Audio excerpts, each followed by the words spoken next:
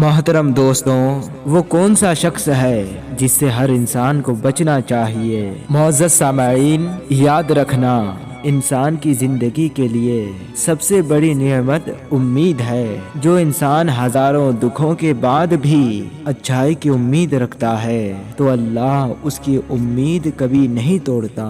ایسے انسان کو کبھی اپنے قریب نہ کرنا جو نا امیدی پھیلاتا ہو، کیونکہ نا امیدی کفر سے بھی بدترین گناہ ہے۔ دیکھو کتنا کریم ہے وہ اللہ جو سوئے ہوئے پرندوں کو بھی درخت سے گرنے نہیں دیتا۔ کتنا کریم ہے وہ اللہ جو ہر رات کے بعد دن کی امید دکھاتا ہے۔ اللہ کے رسول صلی اللہ علیہ وسلم نے فرمایا کہ اللہ دکھ اس لیے عطا کرتا ہے تاکہ انسان ان دکھوں سے سبق حاصل کرے۔